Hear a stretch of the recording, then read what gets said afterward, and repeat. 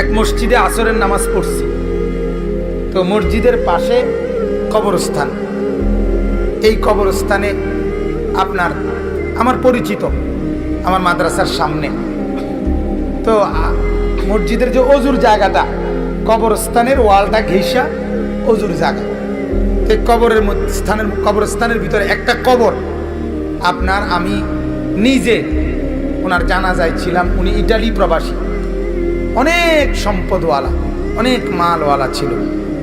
উনি মারা গেছেন, ওনার দাফন হয়েছে এটার ভিতরে।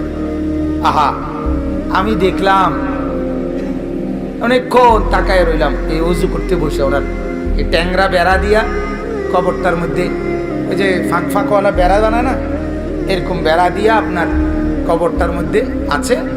আর এই পুরাটা কবরের এই জায়গাটা এই পরিমাণ আগাছা, পাতা লতা পাতা ভরে রয়েছে।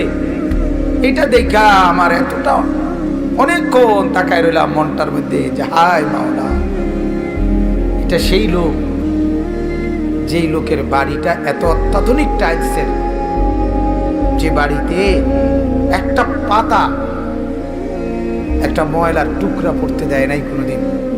এই পরিমাণ কর্মচারী সাফ সুতরা করে রাখছে। আর আজকে তার ছেলেরা কোথায়, তার বউ কোথায়? ঈদ গেল, ঈদের পরের দিনের পরে দ্বিতীয় দিন, কোথায় ঈদ? তারা তো ঈদের আনন্দ করতেছে, বিবি বাচ্চা। আর এই লোকের কবরের উপরে এই পরিমাণ লতা পাতায় ঘেরা। হায়, একটাবার তো কেউ দেখতেও আসে। 3 সন্তান, ওই বেটার 3 জন ইটালি। এর নাম দুনিয়া। আমার খুব মনে হয়েছে যে হায়, এর নাম দুনিয়া।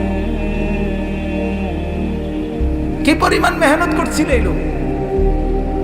আজ তোমার কবরের এই হালাত, আজ তোমার কবরের উপরে একটা ট্যাংরা বেড়া, আর তোমার বিল্ডিং আলিশান ফেলে আসছো যেটা। আজ তোমার কবরের ঝোপঝাড় লতা পাতাগুলো পরিষ্কার করার কেউ নেই।